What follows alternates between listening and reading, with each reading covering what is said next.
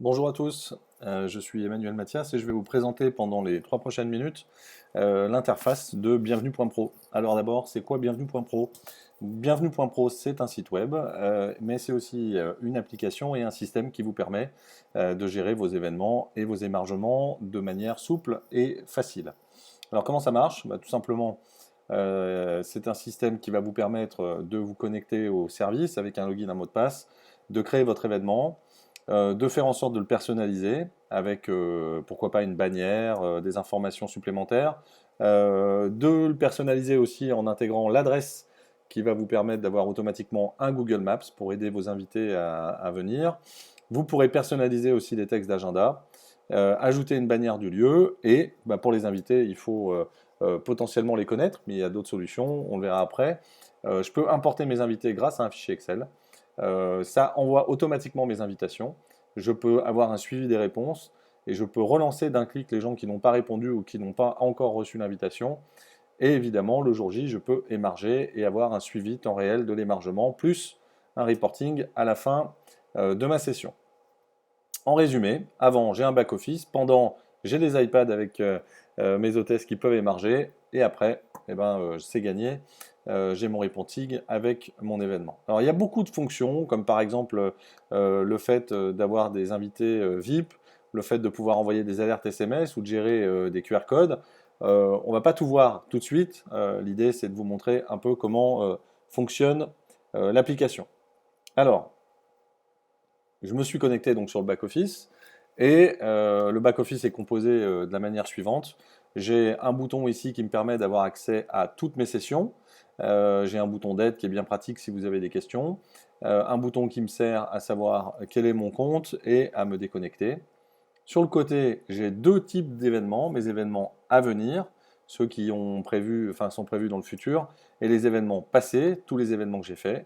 Là, par exemple, voilà, j'ai tous les événements et tous les tests que nous avons faits sur ce compte de démo. Si je clique sur événements à venir, je vais voir mes événements à venir. Alors évidemment, j'ai un gros bouton ici qui me permet de créer une session, et je vais vous montrer dans une prochaine vidéo quel type de session on peut créer. Pour le moment, je vais vous montrer une session qui existe déjà.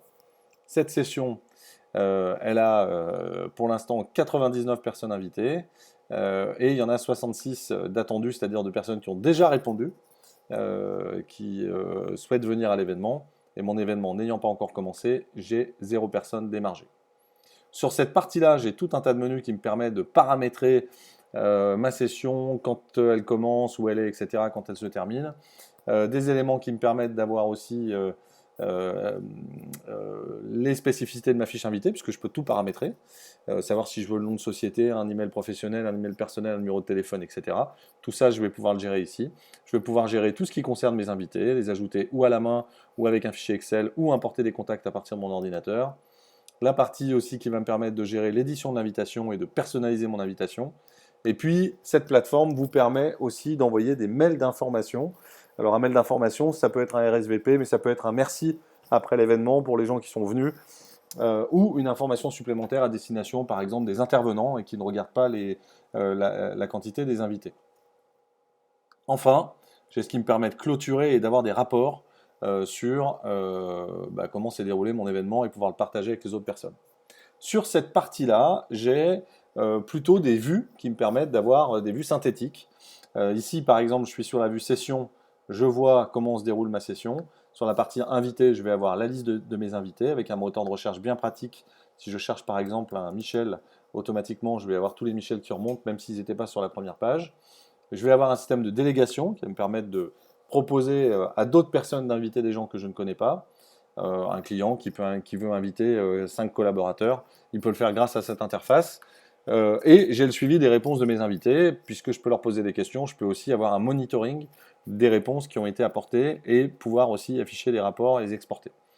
Un exemple tout simple, si je souhaite par exemple que mes invités puissent choisir le repas de midi lors de mon événement, je vais leur poser des questions à choix multiples. Est-ce que vous voulez plutôt du poisson, plutôt des légumes, etc.